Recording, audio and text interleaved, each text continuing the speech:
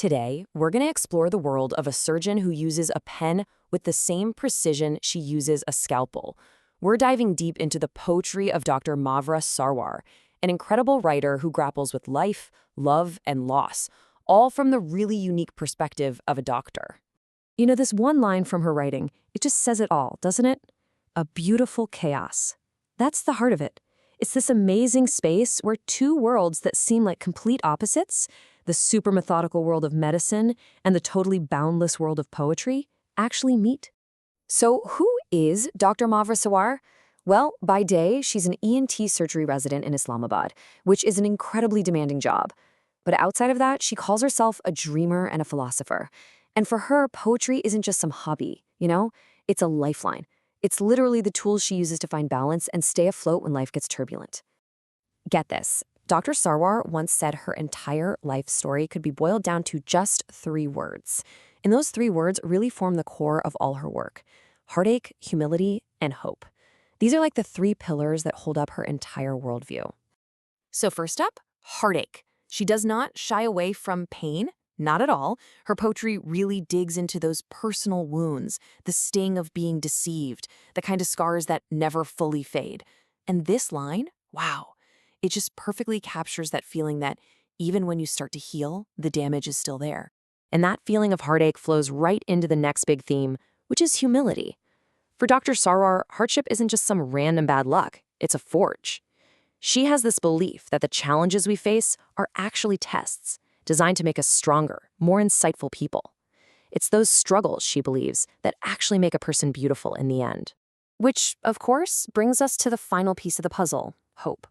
Because despite all that heartache, her work is just anchored in this deep, spiritual resilience. I mean, the image of a smiling crescent moon whispering words of comfort, it's such a beautiful metaphor for the faith that keeps her optimism alive. It's this quiet promise that, yep, things will get better. Okay, so after navigating all those deep, emotional waters, Dr. Sarwar turns her focus to one of the biggest forces in life: love. But her definition of it? Well, it's probably not what you're thinking. It's a question we've all asked, right? I mean, people have been trying to answer that one forever. And Dr. Sarwar's answer is both really surprising and just so deeply human.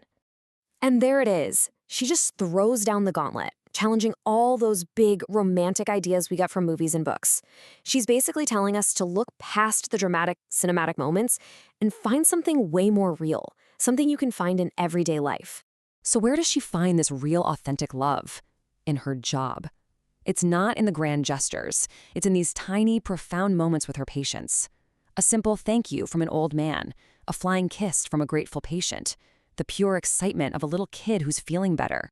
That, she says, is what real love looks like, and it's a million miles away from what we see on screen. And this deep empathy that she feels for her patients, it doesn't just stop at the clinic door. It naturally expands outward. Dr. Sarwar uses her voice not just for her own feelings, but to bear witness to suffering on a much bigger scale, and to comment on what's happening in the world. This quote tells you everything about her motivation. It feels like a duty to her.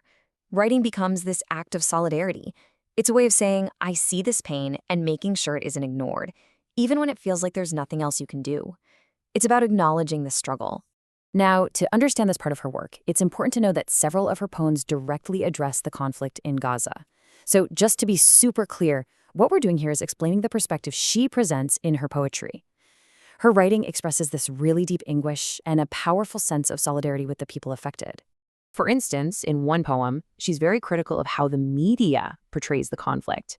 The viewpoint she puts forward in the poem is that the official story often gets edited, that words get twisted, and that the people she sees as oppressed get reframed and their voices silenced. And in another piece from the source material, Persistence Unparalleled, she writes the line, "We accolade your bravery, O warriors of Hamas." So within the context of this poem, she's expressing a viewpoint of admiration for what she portrays as their resistance in the conflict. So, how do you tie all of this together? The personal pain, the little moments of love, the global anguish? Well, she offers us this one powerful metaphor that brings it all home. The candle. A person doing good is like a candle, right? Consuming itself to bring light to the darkness. But she also gives this warning. that light is fragile, and some people will try to snuff it out. And that leads us right to her ultimate call to action. This is what it's all about. Whether it's through a kind word, a healing touch, or a courageous poem, the goal is always the same: to be a spark, to use love as a force to push back against the darkness, even if it's just a little bit. And that really leaves us with a final thought, doesn't it?